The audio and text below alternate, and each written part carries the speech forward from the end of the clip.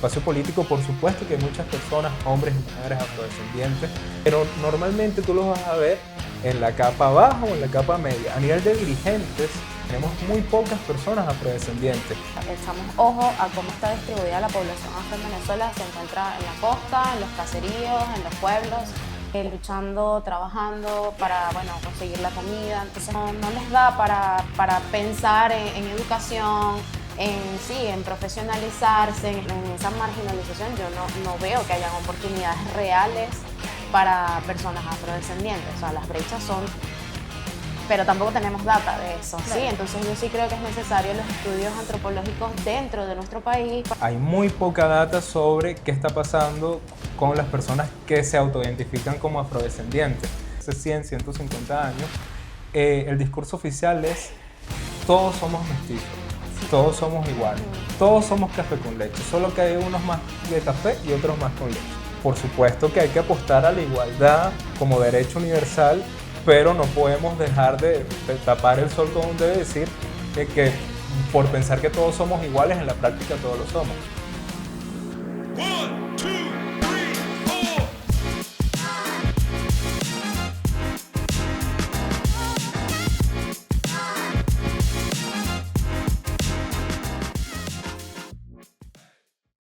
Bienvenidos a un nuevo episodio de Entre Oportunidades, este espacio que nos ofrece oportunidades ciudadanas. Bueno, aquí Kivi Martínez y estamos con unos grandes invitados, Carlos Carrasco y Luz Moreno. De verdad que un placer tenerlos aquí.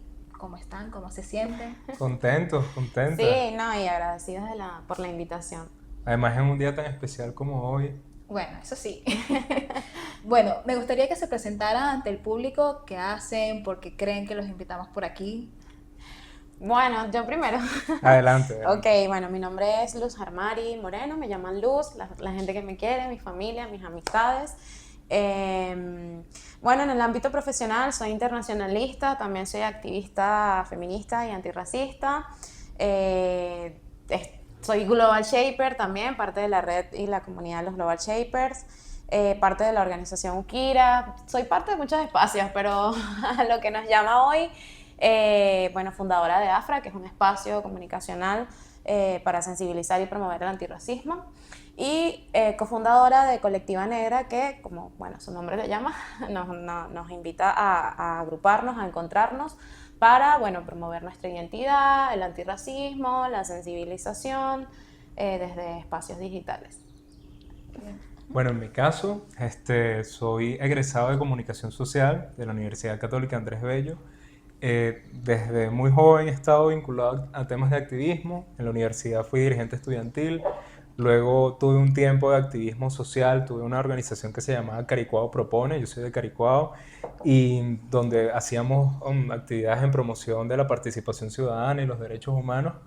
Luego, por todas las circunstancias del país, me tocó migrar. En el 2018 me fui para Santiago de Chile. Y fue justamente estando en Chile que empecé a ser activista en dos cosas fundamentales que, tomando conciencia estando fuera, forman parte de tu identidad todo el tiempo. Uno, el activismo que tiene que ver con las personas migrantes, especialmente con las venezolanas, y el activismo afrodescendiente.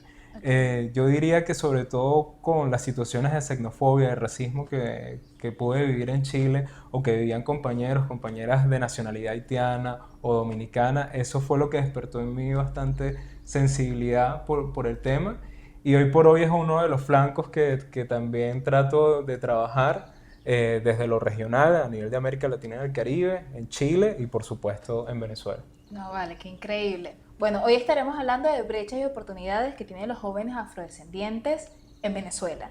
Y ya obviamente debido a su gran currículum se imaginarán por qué. De ahí sí me gustaría saber, de acuerdo a su experiencia, cómo su identidad o ese autorreconocimiento ha influido en su emprendimiento o en lo que hacen.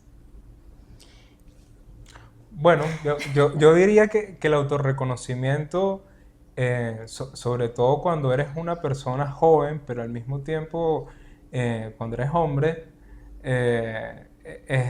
es difícil de llegar a ese punto, porque de cierta manera es un cuestionamiento también a la masculinidad típica que nos impone la sociedad. Yo diría que este camino del autorreconocimiento para mí ha sido tanto por el tema de la migración, por un lado, pero también al recordar vivencias de la infancia o inclusive recordar la historia familiar y reconciliarte un poco con eso. Cosa que también pasa mucho en nuestras sociedades, que tenemos la memoria muy corta, no solo a nivel de la historia del país, sino a nivel de nuestras propias historias familiares. Así que este reconocimiento para mí ha sido reivindicación familiar, pero también aterrizarlo en la contemporaneidad y cuestionarte otras cosas que son interseccionales, como este tema de la masculinidad. Para mí van de la mano porque lamentablemente, y hay que decirlo, son muy pocos los hombres jóvenes venezolanos que se reconocen como afrodescendientes, y yo creo que también habla mucho de ese Sí. trabajo que hay que hacer. Sí, 100% no. Y yo creo que tienes esa sensación porque también a las mujeres se nos ha facilitado, digamos, un poco más ese proceso en ese autodescubrimiento de el cabello afro, la transición capilar y todo esto que también ha sido, digamos, se ha facilitado por la llegada de productos, de peluquerías que están desde el 2020 acá en Venezuela. Entonces, como que nos hemos atrevido más a experimentar el dejarnos nuestro cabello natural, sí, y en ese proceso también como autodescubrirnos y como reconocer nuestra identidad. Entonces, creo que por eso se hace como un poco más difícil en los hombres, que además también es súper, me parece a mí, agresivo, que es como que, bueno, me rapo y ya, Claro, y, claro. y no uso cabello y siempre estoy como pelón o coco pelado, porque no puedo llevar rizos, además es que no nos enseña cómo cuidarlo, ¿no? No, Entonces, y también hay un tema cultural que quizás a diferencia de cómo comparten ciertas cosas las mujeres, es muy raro entre hombres compartir información de ese tipo. Hoy, como decir, oye, fulano, qué bien tienes tu afro, qué producto estás usando. sí. No existe esa confianza Por eso para es que hablas decirlo. bueno, un cuestionamiento a la masculinidad, digamos, típica o tradicional, porque, bueno, esos comportamientos ya, si no, o sea, dependiendo de quién sea, si es una persona que es muy conservadora, una persona que no ha explorado, digamos, ¿no? Ese cuestionamiento a la masculinidad tóxica o tradicional, sería alguien que diría como que no, que porque me haces ese comentario, esto está raro, no sé qué. Y de acuerdo a su experiencia o desde su vivencia, ¿cuál cree que es la principal brecha que tiene su identidad? Bueno, en mi caso yo puedo hablar de acceder a espacios académicos e incluso laborales. Bueno, yo estoy desempleada desde hace poco, pero he estado buscando trabajo desde hace meses atrás y a mí se me ha dificultado mucho. He ido a entrevistas con mi cabello afro y siempre que entro es como, o sea, Claro, es choque. o sea, uno ve como los gestos que hace la persona o cómo te reciben. Y el cambio de actitud también, porque de repente cuando estaba en contacto virtualmente para la cita, de la entrevista, era un trato y cuando llegaba ya era otro. Entonces eso se ve mucho en personas como nosotros, que por nuestra identidad. Y creo que eso es violencia y sí creo que por esa razón, o sea, por eso sí creo que es un tema racial que no pase a los siguientes filtros o no finalice, no termine quedando o accediendo a esos espacios. O sea, evidentemente sí es un tema racial. Yo diría que también existe una tensión entre esta meritocracia, que realmente nunca es meritocracia porque hay temas estructurales, Ajá, también. entre eso y una especie de tokenismo Ujú. que últimamente también ha estado pasando. Entonces, al final, yo creo que un reto que tenemos al momento del autorreconocimiento y nuestra identidad es que todavía tenemos muchos dilemas en cuanto a ocupar espacios Desafíos. donde no sabemos si realmente corresponde al esfuerzo propio, más allá de las desigualdades estructurales, o si estamos ocupando espacios en estos momentos por una especie de tokenismo, de ser políticamente correcto, y por lo tanto, bueno, vamos a darle cabida a las personas afrodescendientes, pero donde realmente no hay un efecto trascendental. Y un ejemplo de eso lo podemos ver bueno, es mi tema primordial en el espacio político. En el espacio político, por supuesto que hay muchas personas, hombres y mujeres afrodescendientes, pero normalmente tú los vas a ver en la capa baja o en la capa media. A nivel de dirigentes políticos, tenemos muy pocas personas afrodescendientes. Y yo creo que eso habla de esta tensión que les comento, donde está este tokenismo, pero al mismo tiempo estas desigualdades estructurales disfrazadas de meritocracia a veces aparentan un disfraz de, bueno, no hay personas afrodescendientes en tales espacios porque simplemente no han llegado, cuando realmente se debe a desigualdades estructurales, y hay gente que llega a ciertos espacios ocupando simplemente un cargo simbólico pero que no tiene un poder. Y Sí. de acuerdo a sus espacios o a lo que ustedes han visto, ¿cuáles creen que es la principal o las principales brechas que tienen los jóvenes afrodescendientes para acceder a esas oportunidades? Por lo menos en el caso político o en la parte social, ¿cuáles creen que son esas principales brechas? Bueno, yo pienso que no hay oportunidades para los jóvenes afrodescendientes actualmente. O sea, si echamos ojo a cómo está distribuida la población afro en Venezuela, se encuentra en la costa, en los caseríos, en los pueblos, en donde tienen que estar día a día luchando, trabajando para, bueno, conseguir la comida. Entonces no les da para pensar en educación, en profesionalizarse, en explorar otras áreas, digamos, de crecimiento personal y profesional. Y pues por eso, o sea, en esa marginalización yo no veo que hayan oportunidades reales para personas afrodescendientes. O sea, las brechas son, pero tampoco tenemos data de eso, Claro. ¿sí? Entonces yo sí creo que es necesario los estudios antropológicos dentro de nuestro país para conocer cómo están nuestros jóvenes afrodescendientes, si están accediendo a oportunidades, si se están profesionalizando, accediendo a espacios académicos, políticos. O sea, sí creo que es algo que es súper necesario.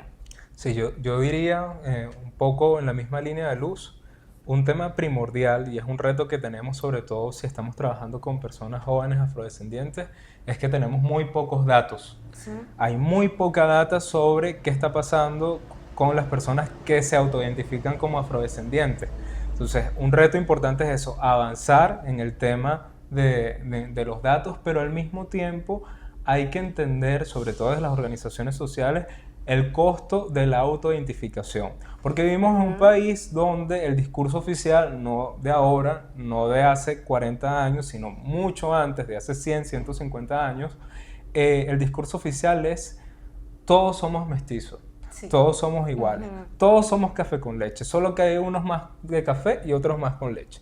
Y si bien eso te sirve mucho para la cohesión social, en la práctica hay problemas estructurales, porque los cinturones de pobreza de las grandes ciudades, como por ejemplo Caracas, donde tienes zonas como el Valle, Sí. donde tienes zonas como Petare, la gran mayoría son personas descendientes de personas esclavizadas que se fueron de las haciendas donde sus ancestros trabajaban, se fueron buscando oportunidades en la ciudad y hoy ocupan estos cinturones de pobreza, y donde la mayoría de esas personas son negras, son afrodescendientes, pero no hay una legislación, por un lado, no hay un autorreconocimiento, y el discurso oficial sigue manteniendo como este ropaje de que sí, por supuesto que hay que apostar a la igualdad como derecho universal, pero no podemos dejar de tapar el sol con un dedo y decir que por pensar que todos somos iguales, en la práctica todos lo somos. Bueno, ojo, yo creo bastante en el hecho de que uno tiene que reconocer y celebrar el tema de la diversidad, reconocer que sí,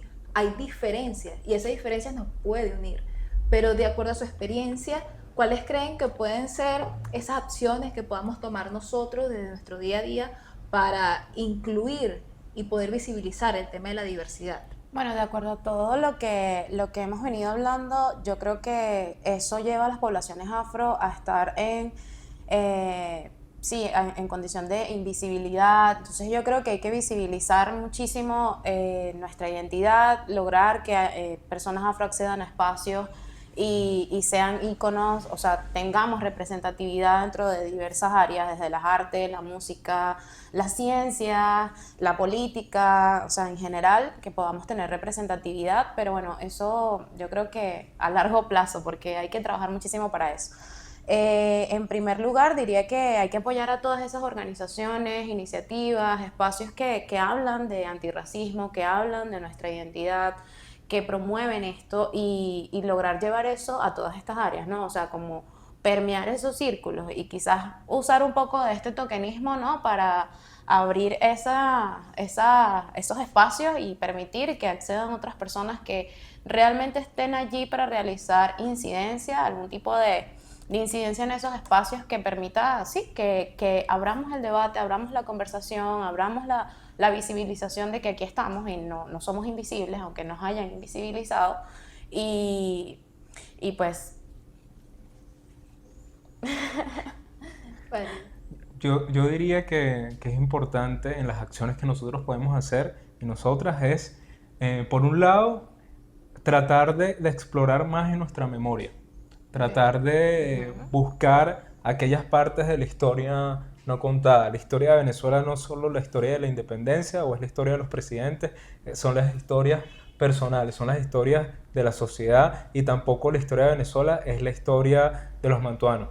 Es la historia del resto del conjunto de la sociedad y creo que ahí tenemos la oportunidad de profundizar, rescatar esa memoria porque eso también va a mejorar mucho a nuestra autoestima, a la capacidad de que nosotros podamos tener incidencia en espacios de poder. Eso por un lado, y por el otro creo que es importante saber que esta no es una lucha de Venezuela, esta es una lucha que se está dando en América Latina, donde diversos países, diversas juventudes están explorando el tema de la afrodescendencia, están tratando de hacer incidencia y al mismo tiempo están tratando de hacer algo que quizás sigue siendo un estigma en Venezuela y es reivindicar y volver a abrazar ciertas raíces. Entonces tú ves cómo cada vez más hay jóvenes que están tratando de hacer iniciativas con jóvenes activistas africanos y de esa manera empezar a conectar esa historia en común que no necesariamente todos sabemos. Sí, no, 100%. Y algo que quiero agregar acá también y que me parece importante es que todas estas iniciativas deben ir acompañadas de reparación. Porque, o sea, las personas afrodescendientes estamos constantemente siendo violentadas, constantemente siendo invisibilizadas, constantemente estamos haciendo un trabajo gigantesco de terapia, de trabajo personal, de inteligencia emocional, o sea, nosotros estamos constantemente trabajando en nosotros para poder sobrevivir a tanta violencia y a tanta discriminación y a tanto desplazamiento, a tanto desprecio, que, o sea, es necesaria que se tomen medidas reparativas, históricas y también para quienes estamos acá hoy día. Bueno, ustedes al final hablan del tema de apoyar a las organizaciones y al final de reivindicación, pero ¿cómo creen que se puede realmente educar y sensibilizar a las personas con referente al tema de la lucha antirracista, con el hecho de la discriminación, del autorreconocimiento? ¿Cómo llegar realmente a esas personas? Porque sí, o sea, se puede apoyar a las organizaciones, pero ¿cómo realmente podemos tomar acción para poder llegar a esas personas? Yo creo que, disculpa, Carlos, tranquila. yo creo que podemos, permear los medios digitales, en las redes sociales para acceder a personas que tienen acceso a internet, luz y tal, pero también es importante hacer un trabajo de campo, ¿no? De llegarle también a estas comunidades para empoderarlas, darles herramientas y que ellos mismos puedan tener este discurso, ¿no? Desde el antirracismo, desde el orgullo de su identidad, porque hay mucho de racismo también.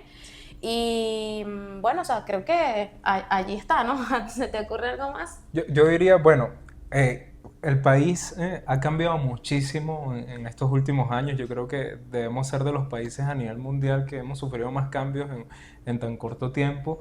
Y en ese sentido, a futuro, si es necesario que esto se incorpore en las escuelas, que esto sea parte del sistema educativo, así como también cómo entendemos que ahora somos un país que no solo está la gente que habita el territorio, sino también está la gente que habita otros territorios y que forman parte de ese país. Pero además de eso, es importante ocupar los espacios culturales. Pero aquí una advertencia, cuando hablo de espacios culturales no simplemente hablo de los espacios tradicionales donde se reconoce la afrovenezolanidad, hablo de ocupar los espacios culturales generales que tienden, no solo en Venezuela, sino en todos lados, a ser muy elitistas. Ese tipo de espacios hay que ocuparlos, hay que tener cultura afrovenezolana, que uno la pueda ver en el Museo de Arte Contemporáneo, que haya obras en el Teresa Carreño, que haya obras en el Metro de Caracas, que haya obras en los distintos instancias que tiene el país a nivel cultural, porque al final la cultura es un buen termómetro de qué tan sana está una sociedad o inclusive, ¿por qué no?, de lo democrática o no que es una sociedad. Entonces, apostando a que podamos ser una sociedad mucho más diversa, la afrovenezolanidad tiene que salir del tokenismo del 24 de junio, de la fiesta de San Juan, de los Diablos del Yare, y también ocupar otros espacios que lamentablemente hoy por hoy estamos invisibilizados. Sí. Bueno, creo que firmemente de que para crear oportunidades también nosotros podemos tomar acción de eso. Y bueno, creo que este espacio nos permite bastante hablar y dar como ese primer paso para lograr una transformación social. No, esto es un excelente ejemplo. Yo de verdad agradezco mucha oportunidad por este espacio. Y además de estas acciones, yo creo que hay algo fundamental que se me pasó y no quiero dejar de decirlo, y es, si queremos apoyar iniciativas como esta, no solo lo puedes hacer a través de las redes sociales, sino que también con iniciativas bien concretas, como puede ser aportar a organizaciones que están haciendo ya incidencia. Porque otra de las cosas que tenemos es que el trabajo social en general, y si le ponemos la interseccionalidad afro, normalmente no es remunerado o muy mal remunerado. Y lamentablemente, sin dinero no podemos hacer muchas cosas. Así que yo creo que es importante no dejar de mencionarlo. Sí, totalmente. Es que bueno, al final la investigación afro es un trabajo y se tiene que reconocer como otras investigaciones más. Exacto. Pero bueno, de verdad que muchísimas gracias por permitirnos conocerlos, por hablar de este tema tan importante, y gracias a ustedes por vernos, por poder también incluir, nos pueden comentar qué les parece, cuál creen otras oportunidades y brechas que sufren los jóvenes afrovenezolanos, y bueno, nos vemos en una próxima. 1, 2